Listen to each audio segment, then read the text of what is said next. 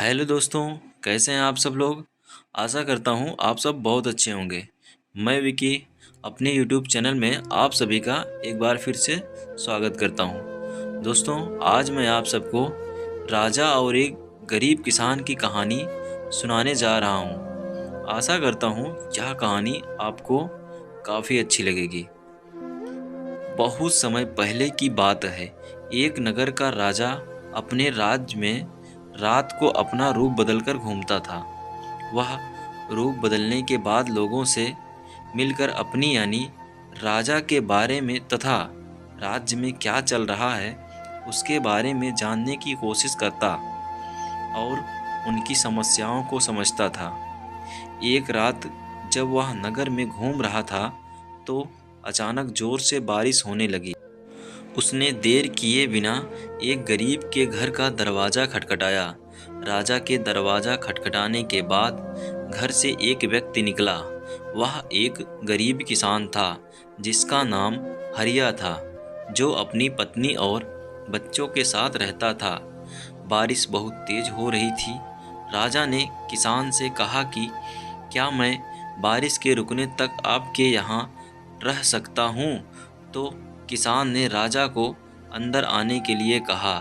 राजा ने घर में जाने के बाद पूछा, क्या आप मुझे कुछ खिला सकते हैं? मुझे बहुत तेज भूख लगी है। वह गरीब किसान और उसका परिवार 3 दिनों से भूखा था और उसके घर में एक भी दाना अन्न का नहीं था। किसान ने मन में कहा कि भले ही हम भूखे हैं, लेकिन अपने अतिथि को यूं भूखा नहीं रख सकते। अब किसान ये सोच सोचकर बेचैन हो गया कि अपने अतिथि का पेट कैसे भरा जाए। तभी उसके घर के सामने वाली दुकान से चावल चुराने की तरकीब सोची। उसने सिर्फ अतिथि के लिए ही 2 मुट्ठी चावल लिया और उसे पकाकर राजा को खिला दिया। तब तक बारिश रुक गई थी और राजा अपने घर चला गया। दूसरे दिन दुकान का मालिक अनाज की चोरी की शिकायत लेकर राजा के पास पहुंचा। राजा ने दुकान के मालिक और उस गरीब किसान को अपनी सभा में प्रस्तुत होने का आदेश दिया। सबसे पहले सभा में पहुंचे किसान ने राजा के सामने जाकर अपनी चोरी का इल्ज़ाम कबूल कर लिया और बीती हुई रात की पूरी बात राजा को बता दी। किसान राजा से कहता है कि मैंने चोरी की, लेकिन मेरे परिवार ने उस अनाज का एक निवाला भी नहीं खाया।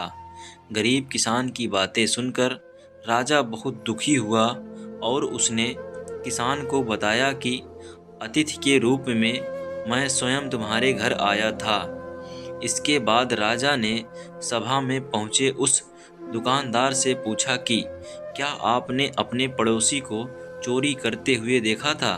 दुकानदार ने जवाब दिया कि हाँ, मैंने इसे रात में चोरी करते हुए देखा था।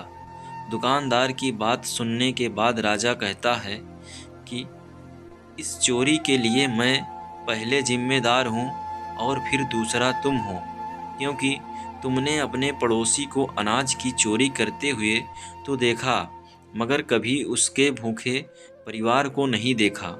तुम अपने पड़ोसी होने का धर्म बिल्कुल निभा नहीं पाए। ऐसे जीवन जीने का क्या फ़ायदा। इतना कहने के बाद राजा ने दुकानदार को सभा से जाने के लिए कह दिया और किसान की अतिथि के प्रति निष्ठा भाव को देखकर उसे 1000 सोने के सिक्के इनाम के रूप में दे दिए, जिससे उस किसान की गरीबी दूर हो गई। उसका परिवार अब खुशी से अपना जीवन बिताने लगा।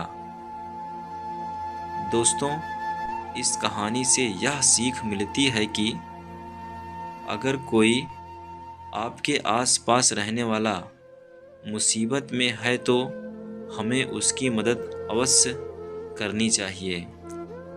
दोस्तों, अगर यह कहानी पसंद आई है तो वीडियो को लाइक करिए और चैनल को सब्सक्राइब करिए। धन्यवाद दोस्तों।